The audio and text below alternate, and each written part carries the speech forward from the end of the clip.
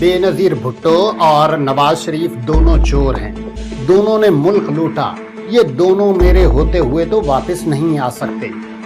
दोस्तों, मैं हूं मोहम्मद ज़ीशान और आप देख रहे हैं क्रेडिबल आसी यूट्यूब चैनल। इस सीरीज में हम बात कर रहे हैं परवेज मुशर्रफ के दौर के आखिरी 365 दिनों की।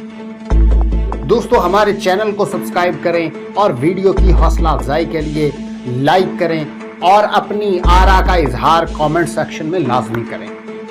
दोस्तों, ये परवेज मुशर्रफ के वो अरशादात थे जो उन्होंने मुस्लिम लीग काफ के सियासी जलसों से खिताब करते हुए मुतअद्दिद बार दोहराए।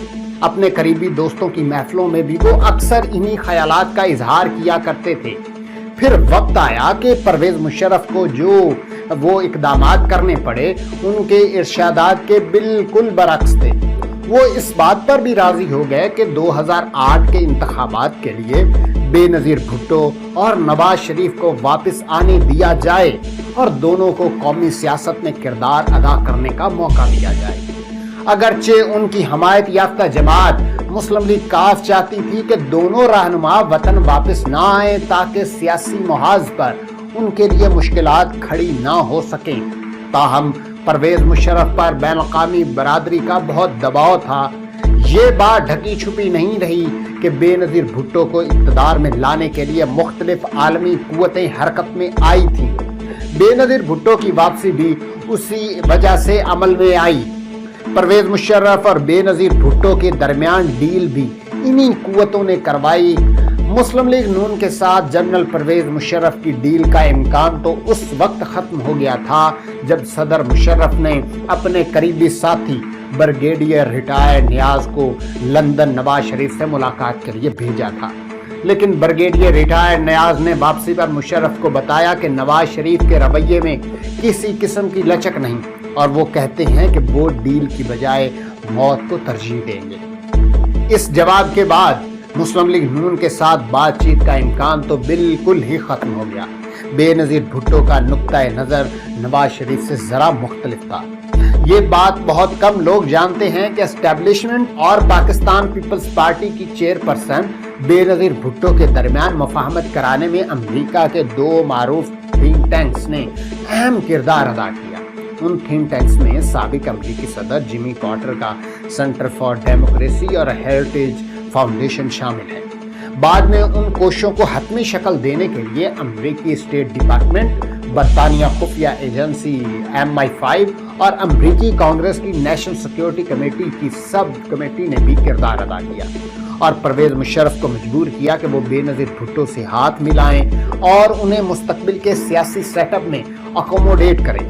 इन्हीं कोशिशों की वजह से परवेज मुशर्रफ और मोहतरमा भुट्टो में मुफाहमत की कोशिशों का आगाज हुआ और मामला डील तक पहुंच गए। तहम बेनजीर भुट्टो से डील करना मुशर्रफ के लिए इतना मुश्किल नहीं था। परवेज मुशर्रफ और मोहतरमा बेनजीर भुट्टो के दरमियान उस डील पर एक इंटेलिजेंस इदारे को सबसे ज्यादा तशवीश थी। उस इंटेलिजेंस इदारे का कहना था कि डील दो दुश्मन ममालिक में जंग के बाद एक दूसरे के कैदियों की रिहाई और एक दूसरे के मफतूहा इलाके वापस करने के मौका पर होती है। ये वही इंटेलिजेंस इदारा था जो इससे कबल अपनी रिपोर्टों में बेनजीर भुट्टो को सिक्योरिटी रिस्क करार दे चुका था। फिर वक्त आया कि वही इंटेलिजेंस इदारा हुकूमत की तरफ से मोहतरमा बेनजीर भुट्टो के साथ डील के मामलात फाइनल करने लगा। हुकूमत का बेनजीर भुट्टो से पहला राबता नवंबर 2002 में हुआ। उनसे राबता करने वालों में जनरल नदीम ताज वो पहले शख्स थे जिन्होंने राबतों का आगाज किया था, जबकि आखिरी राबता नेशनल सिक्योरिटी काउंसिल के सेक्रेटरी और सदर जनरल परवेज मुशर्रफ के काबिल एतमाद साथी तारक अजीज और 3 जर्नलों ने किया था। ये बात बहुत दिलचस्प है कि मुफाहमत के मामले में सिर्फ चंद माह में बेनजीर भुट्टो से बराह रास्त 25 मरतबा राबता किया गया। नवंबर 2002 में बेनजीर भुट्टो ने जनरल नदीम ताज पर वाजे कर दिया कि वर्दी के इशू पर कोई बात नहीं होगी और वो बावर्दी सदर को हरगिज तस्लीम नहीं करेंगे। ताहम इस मुलाकात में दोनों जानब से मुज़ाकरात के दरवाजे खुले रखने का फैसला हुआ।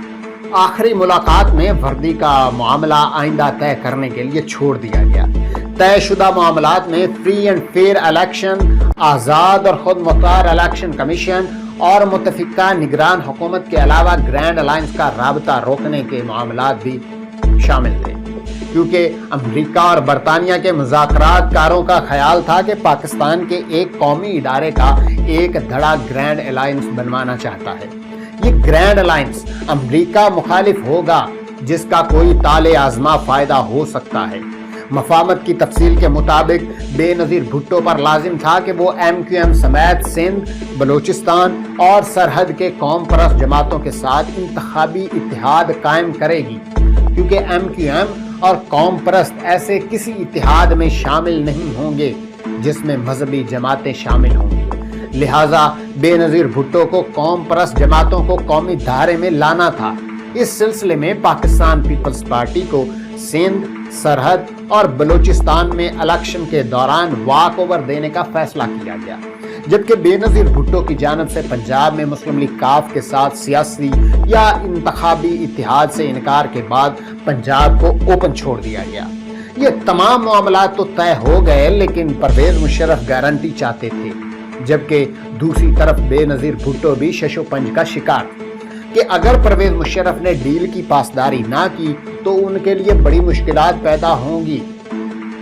یہی وجوہات تھی کہ پرویز مشرف اور بے نظیر بھٹو ایک دوسرے پر اعتماد نہیں کر رہے تھے اور اس کے لیے انہیں ایک قابل قبول ضامن کی ضرورت تھی۔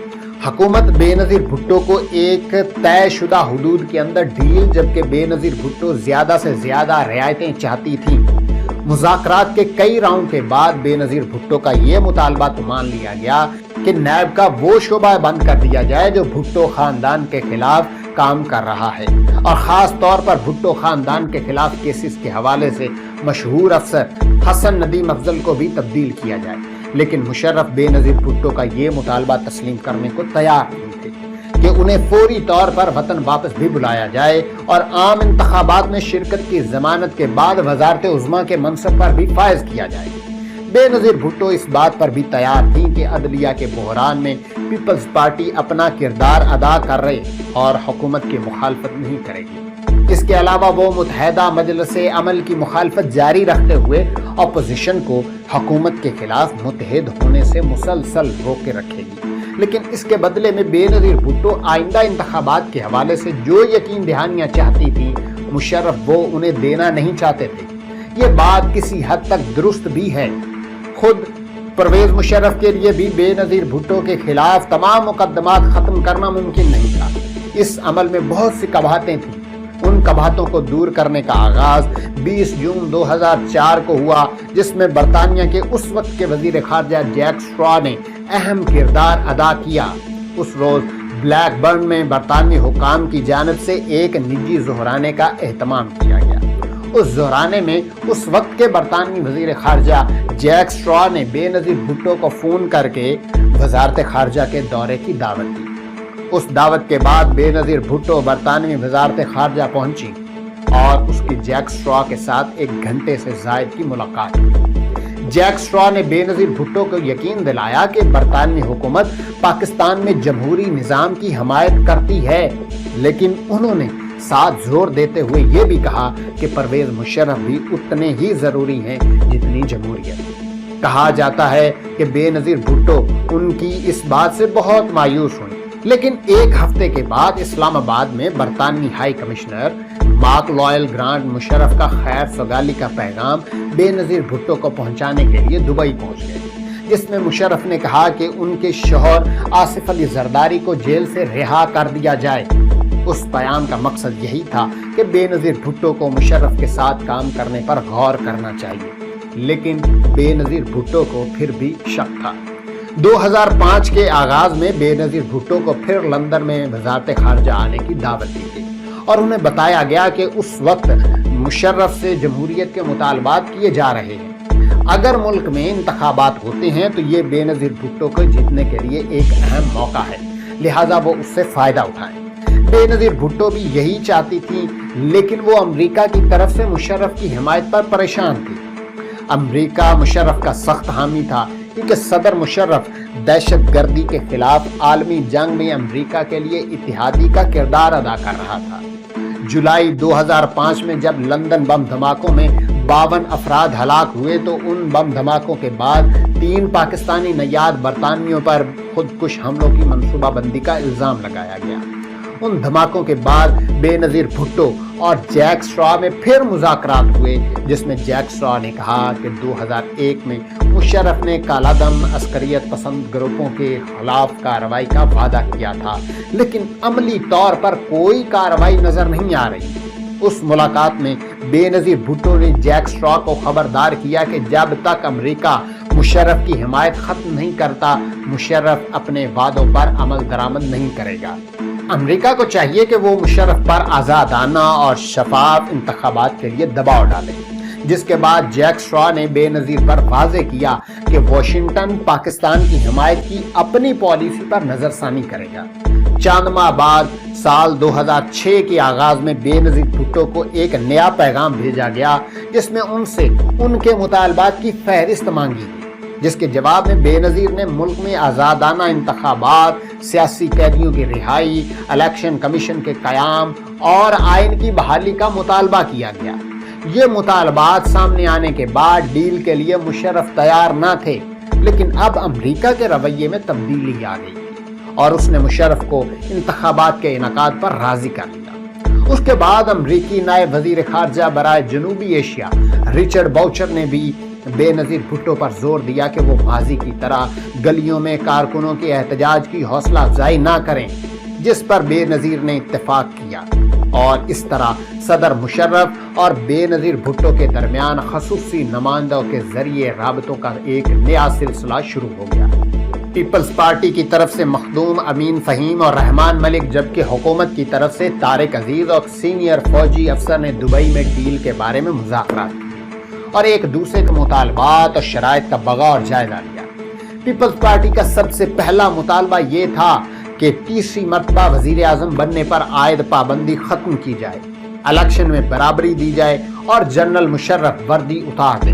पीपल्स पार्टी के मुज़ाकरातकारों ने इस वक्त भी एस्टैब्लिशमेंट की टीम को यकीन दहानी कराई थी कि अगर उनके मज़कूरा मुतालबात तस्लीम कर लिए जाएं तो वो मौजूदा असम्बलियों में सदर मुशर्रफ के दोबारा इंतखाबात के रोज़ इजलास का बाइकआउट करके सदर मुशर्रफ को बिलवास्ता तौर पर मदद फराहम करेंगे और कौमी सलामती कौंसिल की सदारत भी जनरल परवेज मुशर्रफ के पास ही रहेगी। जनरल मुशर्रफ इस बात से इत्तफाक नहीं कर रहे थे और उनका कहना था कि पीपल्स पार्टी खुल्लम खुल्ला उन्हें वोट दे।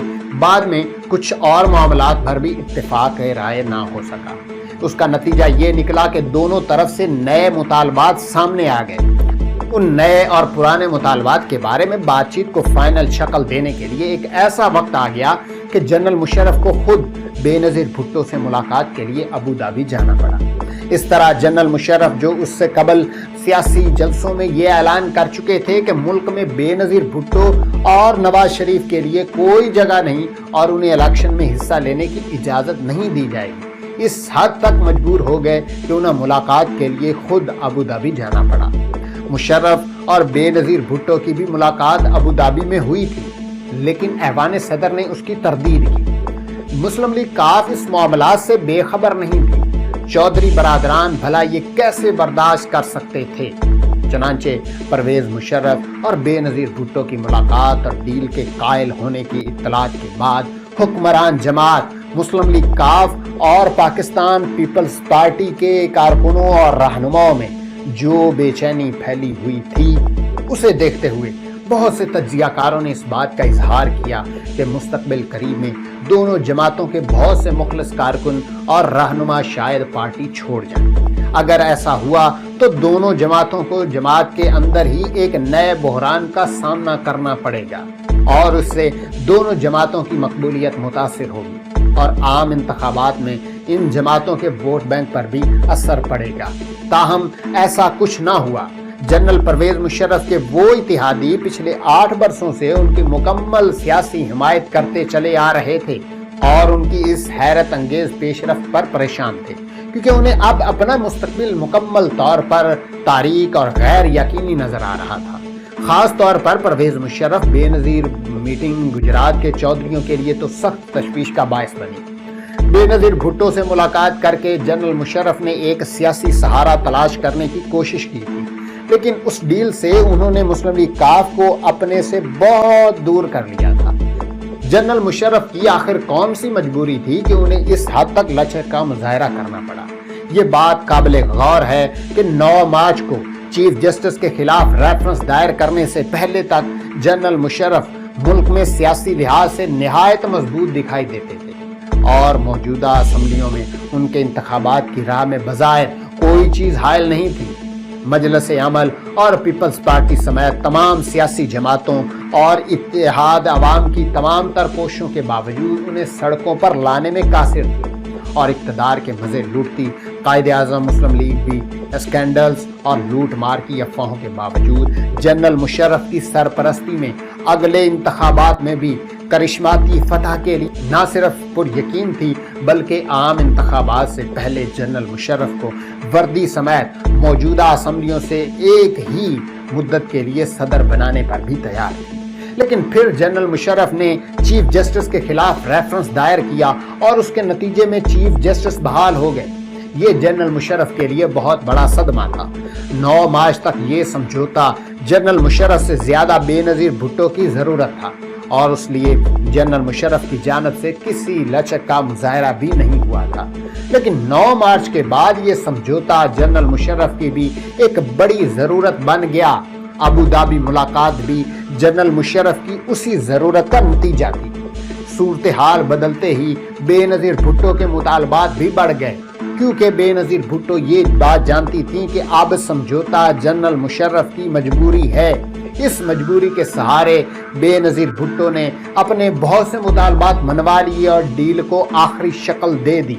اس ملاقات کے نتیجے میں دونوں رہنما اقتدار میں شرکت کے سمجھوتے پر تو متفق ہو گئے، لیکن دونوں گارنٹی چاہتے تھے۔ اس کے علاوہ مشرف یہ بھی چاہتے تھے کہ بے نظیر بھٹو انتخابات کے بعد پاکستان آئیں۔ یہ شرط بھی بے نظیر بھٹو کو منظور نہیں تھی۔ بے نظیر نے اس ایشو پر مشرف کی بات ماننے سے انکار کر دیا۔ انہوں نے پاکستان واپسی کے فیصلے کا اعلان کر کے مشرف کو مشکل میں ڈال دیا۔ پرویز مشرف نے انہیں ہر ممکن طور پر روکنے کی کوشش کی اور یہاں تک ڈرایا کہ پاکستان واپسی کی صورت میں انتہا پسند ان کی جان لے لیں گے، لیکن بے نظیر بھٹو اب مشرف پر اعتماد کرنے کو تیار نہیں۔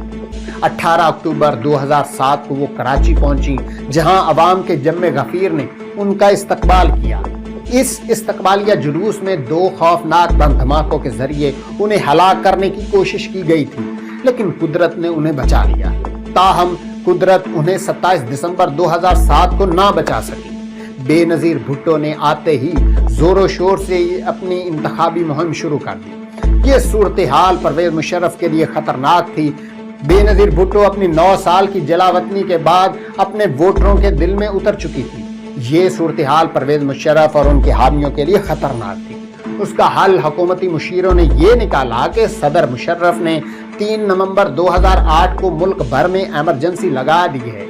یہی وہ موقع تھا جب صدر پرویز مشرف اور بے نظیر بھٹو میں شدید اختلافات پیدا ہو گئے، اور بے نظیر بھٹو نے مشرف پر وعدہ خلافی اور ڈیل توڑنے کا الزام لگا دیا۔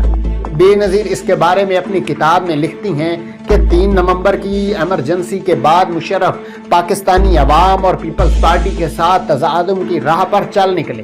16 نومبر 2008 کو امریکی نائب وزیر خارجہ جان نیگرپو نے پاکستان کے دورے پر آئے تو انہوں نے کہا کہ پرویز مشرف ڈائیلاگ کے ذریعے اپوزیشن کو کوئی سہولت دینے کی بجائے اپوزیشن کو بدنام کر رہے ہیں۔ محترمہ بے نظیر بھٹو کی یہ بات 100% درست تھی، لیکن کتنی دلچسپ بات یہ ہے کہ بے نظیر بھٹو کو جب موت کے گھاٹ اتارا گیا اور ان کے قتل کا الزام صدر مشرف اور ان کے ساتھیوں پر لگا تو اصولی طور پر پرویز مشرف اور پیپلز پارٹی کا ڈائیلاگ ختم ہو جانا چاہیے تھا، لیکن ڈائیلاگ جاری رہا۔ پیپلز پارٹی چند ہی دنوں میں اپنی قائد کی موت بھول گئی۔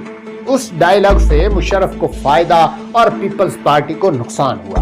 پیپلز پارٹی نے 18 فروری 2008 کے انتخابات کے بعد مخلوط حکومت تو بنا لی، لیکن اس حکومت کی مقبولیت اور اکثریت 26 جون 2008 کو ہونے والے ضمنی انتخابات کے نتائج میں سامنے آئی، اور اس سے پارٹی لیڈرشپ کو اندازہ ہوا कि पीपल्स पार्टी को सिर्फ 3 माह में कितना नुकसान हुआ है।